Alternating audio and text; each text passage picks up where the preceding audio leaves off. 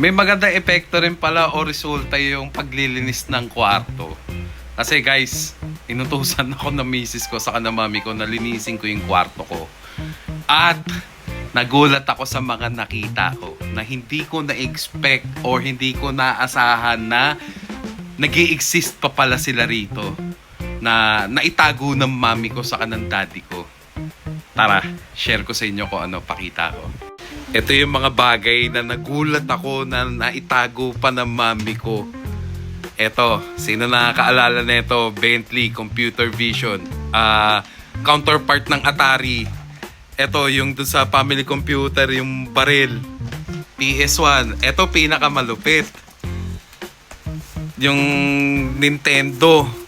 Nintendo ba? O ano pa tawag dito? Game & Watch yun. Hello Kitty. Tapos ito ang astig. Game & Watch Donkey Kong. Ayan, no?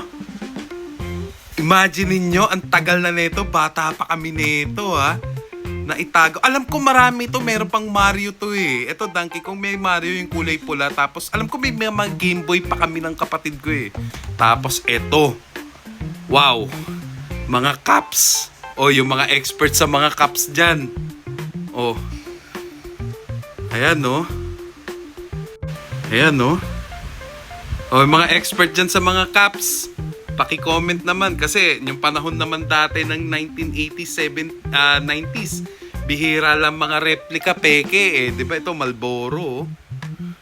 Ayan, no? Ito, wala yan. Ngayon ko lang yung kinuha kasi mahilig din ako mag-build, eh. So, yung third party kayong tinetesting ko ngayon mga bootleg, na extra lang yan. Pero, wow! Alam nyo guys, share ko lang sa inyo. Total, eto na rin. Vlog ko na rin to. Itong mga laruan na to, hindi namin to basta-basta nakukuha dati yung bata kami. Kasi hindi naman ganun kaya may kakayanan yung parents namin dati. Nagtitipid sila, nagsisimula pa lang. Tapos either may mga kamag-anak kami, meron kami isang kamag-anak, yung kapatid ng daddy ko, yung babaeng panganay, yung family, yung uncle ko yung asawa niya. Pag umuwi ng India o Canada, Hong Kong yung destination muna nila bago magpunta doon sa another destination. Doon muna stopover nila. Tapos minsan binibilihan din nila kami ng mga regalo. Ito yung mga iba doon. Alam ko meron kaming family computer, yung original talaga, yung pula-puti, yung may controller. Alam nyo naman yun, lahat naman hindi naman lahat naka-experience nyo, pero yung mga batang 80s, 90s, mid-90s na experience nila yung mga ganyan laruan. Alam ko na doon sa kapatid ko, tatanong ko nga, may Super NES pa nga yata. Kasi medyo kalagitnaan na ng pamumuhay ng mamit daddy ko, medyo may kaya na sila. Dati talaga yung bata kami, kahit sapatos, dalawa, either Pasko or birthday lang namin ng kapatid ko, nakakatanggap kami. Tapos isa lang sa amin na makakatanggap nyon sa isang taon. Kunyari, sa Pasko or sa birthday niya, yung kapatid ko, rubber shoes. Ako naman next year, rubber shoes. Okay, magtitiis muna dun sa, alam mo yung secondary na mga sapatos muna.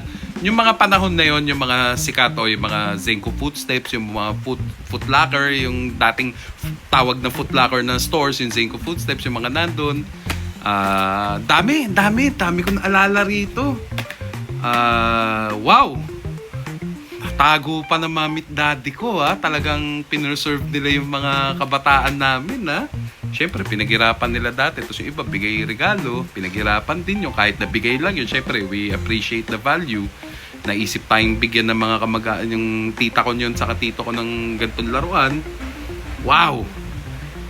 Ka-amaze lang. Ano kaya mga value na itong mga to? Oh, itong mga to, ano kaya value na itong mga to? O yung mga game collector dyan, yung mga expert dyan, boss. Paki-comment naman dito kung may value to. Wala naman tayong balak ibenta. Siyempre, paggagawa tayo ng man cave, kasi isang kwarto, wala yung pumanaw na mayapa yung daddy ko last year. Yung kwarto na hindi na ginagamit. Mami ko sa baba na lang natutulog. Ayaw na matulog doon sa kwarto kasi naalala niya rin yung daddy ko. Ganun talaga ang buhay. Wala tayong magagawa, eh. Have to accept. Pero yun, bala ko talaga gawing man cave yun. Na i-display ko lahat yung mga laruan ko. Ayan, display ko yung mga laruan ko na yan. Nandiyan, meron pa sa likod yung pintuan na yan. Tapos gawa tayo ng kunyari yung computer room. Tapos yun, pagandahin lang natin. Tignan natin. Yun yung next project ko. Sana, tignan natin. So, sana nag-enjoy kayo guys dito. Memory lane. Throwback. Return to the classic. Wow. Okay guys, sige. Ingat.